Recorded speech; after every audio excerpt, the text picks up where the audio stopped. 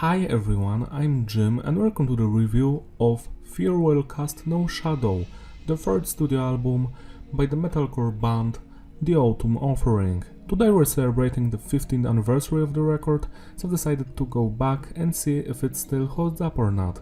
I've been a massive fan of this band since the early 2008. It's because I found a band called Hell Within in one of the sweatshops in UK. The album was like less than £1, it was like 50 cents, and on my way home I found out that I bought a special edition that had a bonus DVD and their vocalist was called Matt McChinsley, and I just loved Matt's vocals. So when I went home from UK to Poland, I've spent my entire day checking out other stuff from Hell Within.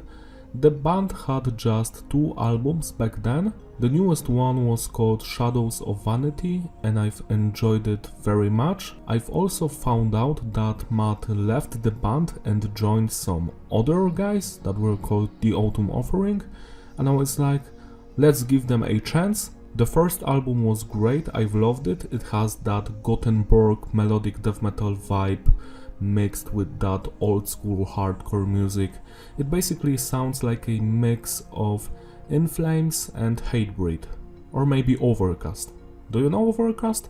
It's an old school metalcore band from the 90s. The second album, Embrace the Gutter, had more melodic and modern sound to it, but it was still heavy as hell, and a year later the band's original vocalist quit the band and they've hired Matt as his replacement. This is the last record with Sean Robbins, the band's founding member. He was the bassist. The most interesting fact about this record that it features Jonathan Lee on drums. He was the session drummer for this record. You might know him as the drum tech for Richard Christie, while Christie was performing with the band Death on the Sound of Perseverance album. I feel like this piece of information is crucial to understanding how this record sounds, because on the outside it's a metalcore album, but on the inside it features a lot of death metal elements, especially the drums. They are very advanced for this type of music. The producer of this record is yet again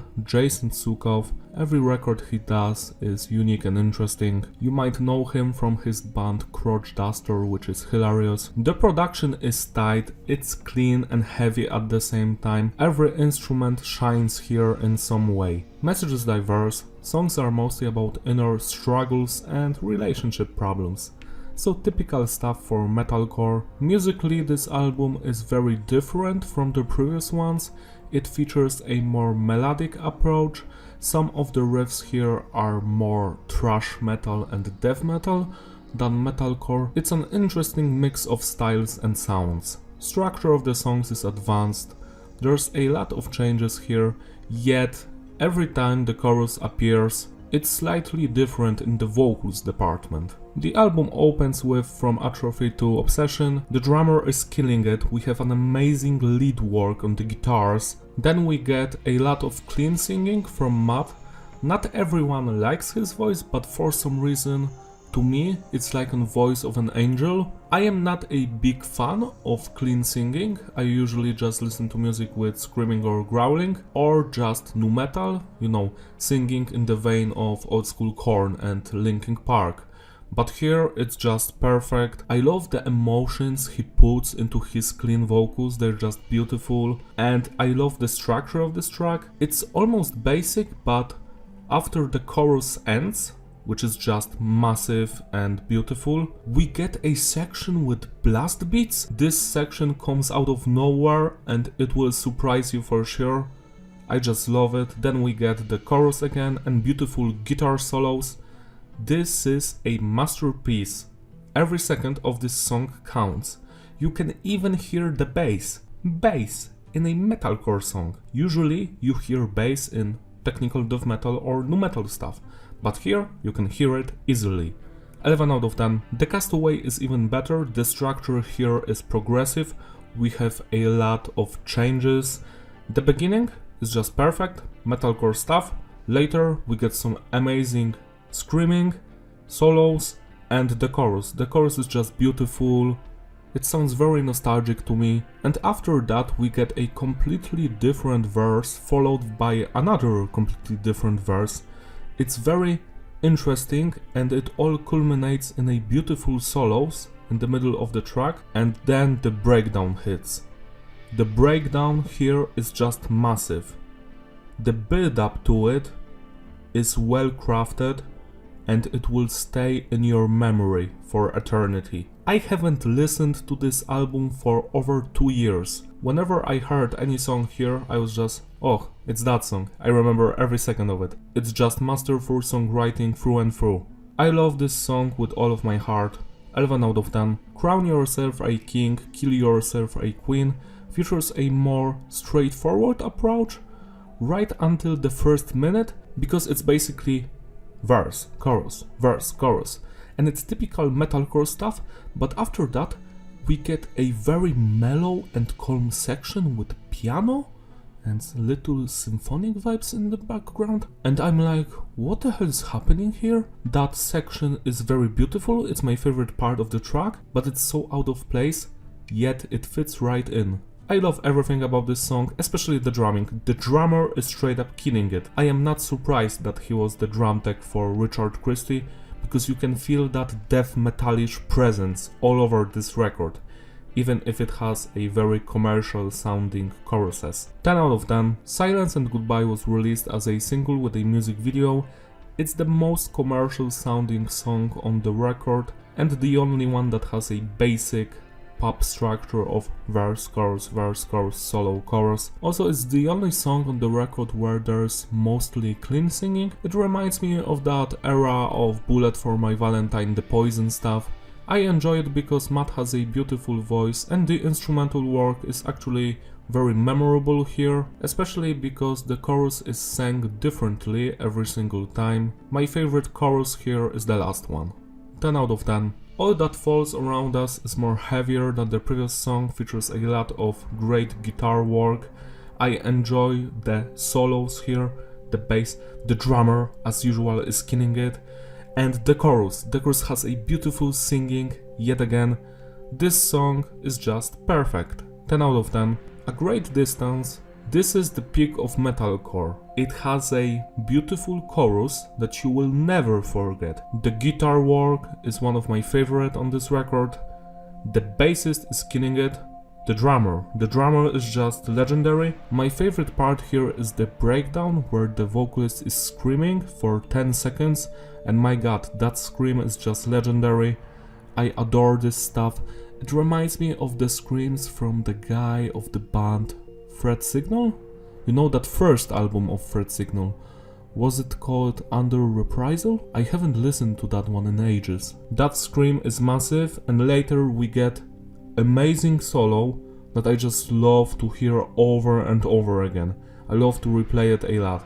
Then we go straight back up to an amazing chorus that's just so melodic, but yet it doesn't feel cheesy or cringy in any way. Amazing, I have no words for this shit. 11 out of 10. Your Time Is Mine is another highlight of this record. The intro, which is also the pre-chorus, is just legendary. It has more of a thrash metal vibe, which I adore. Later we get some cool verses that are the weakest part of the songs, but still they are perfect. My favorite part of this song is the pre-chorus and that beautiful chorus. I cannot sing it, but it's just so memorable. Later, as usual, we get a breakdown and some beautiful solos. I am just repeating myself, but everything here works. 11 out of 10. Farewell Cast No Shadow is the first disappointment on this record. It's not a bad song in any means, but it's not on the same level as the previous 7 ones. It has a very cool main melody, and the pre-chorus is just legendary. A lot of death metal blast beats here, but I'm not enjoying the breakdown here that much.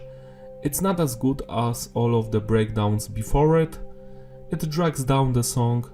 It's still almost a masterpiece to me, because the vocals are just amazing. The instrumental is not on the same level as the vocals here, so they drag down a little bit the music. Anyways, this is 9 out of 10. March of the Clones is my third favorite song on this record. I love the intro melody which is then repeated in the choruses. The choruses are just beautiful. That singing, my god, one of my all-time favorite singing parts like ever. The guitar work, exceptional. The bassist is killing it here, and the drummer is legendary. Again, the most memorable part here is a long 13-second scream by Matt, which is before the final chorus. And yet again, every chorus here sounds slightly different when it comes to the vocal department, and I am just all for it. I love when the music repeats, but it's not exactly the same. It makes you want to replay it to hear those small little changes here and there. 11 out of 10. The Wolves at Your Door. It's an amazing song, but everything before it was just legendary, so there's nothing wrong with this song, but it's just not on the same level as all the previous ones. My favorite part of this song is yet again the drumming.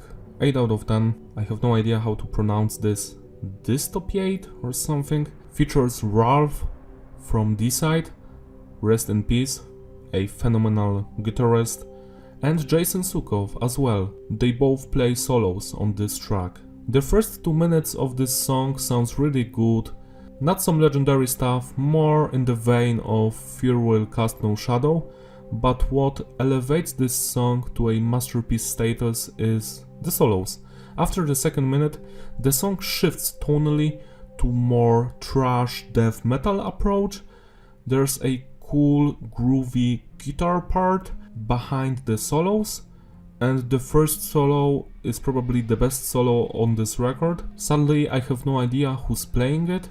It might be Jason. The second solo has more Egyptian vibe to it, and the third one has that death metalish feel to it. So maybe Ralph is playing the third one, and the first two are Jason? Maybe not.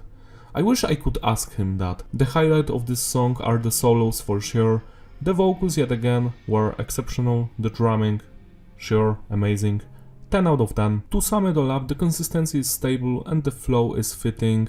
You're not going to skip anything. Replayability, hell yeah, this is a masterpiece. This record has its own identity and it cannot be copied in any shape or form. It's just one of those things that happened and we can enjoy it. To quote a beautiful human being, Todd Howard, it just works. There's no single weak part of drumming or vocals here. The bassist is killing it. It sucks that he left the band after this record, but it's a great way to go. You just went out on a perfect album, dude. And the guitar work is just phenomenal. Some parts here and there on the 8th and 10th song weren't that good, but everything else was just straight fire. What I said before about this style not being copied by anyone is true, because the Autumn Offering tried to copy this album on their next offering called Requiem, and it didn't go so well. I remember when Requiem was released and I was very disappointed in it. I hated that record with all of my heart. Later my opinion changed, but I still consider Requiem the weakest of all of their albums. It's good, but it's such a letdown compared to Fear Will Cast No Shadow. It's just a more melodic version of this record without any of that hardcore and death metal vibe to it. And the final The Autumn Offering record, which was called the same as the band, was released in 2010 and it featured a total shift in style, and to this day is my favorite record of this band. I am not going to say anything more. Maybe in 2025 I will do an anniversary review for that one. That's it from me. Celebrate the anniversary by spinning this record with me today. It deserves some attention. I feel like it's very underappreciated and unloved. Give it some love. Thank you for watching. Don't forget to like and subscribe, and I will see you in my other reviews. Bye!